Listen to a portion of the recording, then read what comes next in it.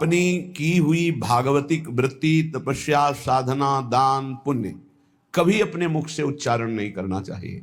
दूसरा प्रशंसा करे तो कानों में अंगुली दे देनी चाहिए, नहीं सुनना चाहिए, नहीं सुकृत नष्ट हो जाते हैं। साधन का जो फल है वो आपको फिर नहीं प्राप्त होगा। प्रशंसा अपने मुख से करने से बचे और दूसरे के मुख से प्रशंसा सुनने से बचे।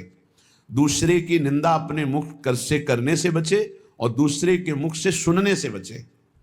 अपनी निंदा आनंद पूर्वक सुने, अपनी निंदा करने वाले का सम्मान करे, अपनी प्रशंसा स्वयं ना करे, दूसरा जो अपनी प्रशंसा करे उसका सम्मान ना करे। ये भागवतिक सिद्धांत बहुत उल्टा है, इसे जल्दी संसारिक प्राणी नहीं समझ पाते। संसारिक प्राणी जो हमारे अनुकूल चले, प्रशंसा करे, हम उसको आदर देंगे, लेकिन भगवत भक्त ऐसा नहीं करेगा। अनुकूल चलने वालों के प्रति, प्रशंसा करने वालों के प्रति, प्रणाम नमस्कार करने वालों के प्रति उदासीन वृत्ति रहती है। अपमान निंदा करने वालों के प्रति प्रिय भाव रहता है। बिल्कुल उल्टा, बिल्कुल उल्टा। संसार में अपमान निंदा करने वाले के प्रति तिरस्कार भावना रहती है। सम्मान, प्रियता, अनुकूलता, इसके लिए फिर हृदय में आदर बुद्धि होती है। ओ, ये तो बहुत अच्छा आदमी। ये है संसारिक भाव। परमार्थ बिल्कुल इससे उल्टा है, इसको धारण कीजिएगा। अपनी प्रशंसा कभी अपने मुख से ना करे। अपनी प्रशंसा जब कोई कर रहा हो दूसरा, तो कान में अंगुली दे दे, सुने ना। दूसरे की निंदा कभी अपने मुख से ना करे। कोई दूसरा कर रहा हो तो कान में अंगुली दे दे। अपनी जब कोई निंदा कर रहा हो तो प्यार भरकर सुनना चाहिए।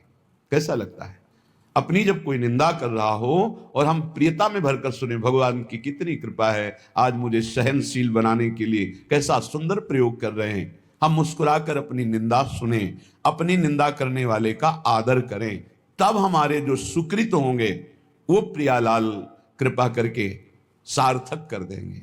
सुकृतों का सार्थक होना है प्रियालाल करुणा करके हमारे नेत्रों में झलकने लगे, हमारा मन उनकी स्मृति में, उनके नाम जप में निरंतर लग जाए।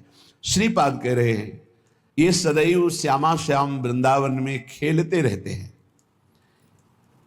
जितने अविद्यामय धाम हैं, मायाकृत लोकों को अविद्यामय कहते हैं।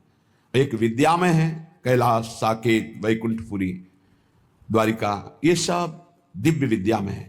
कह रहे हैं विद्यामय और अविद्यामय, इन सब से परे ये महाप्रेममय श्री वृंदावन धाम है।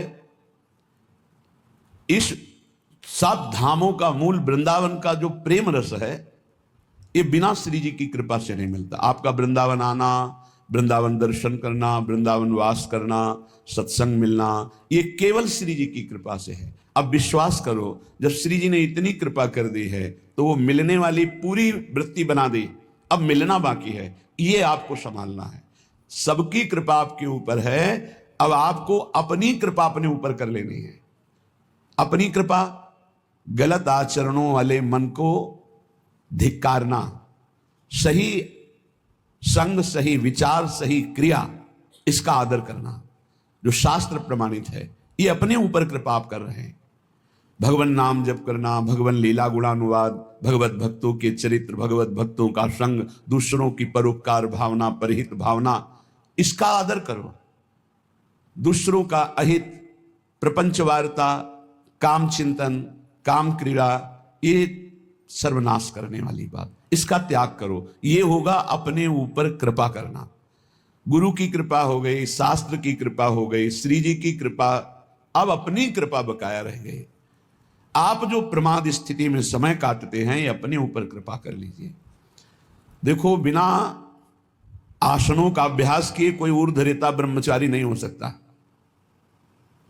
यदि आप आसन में नहीं बैठते हैं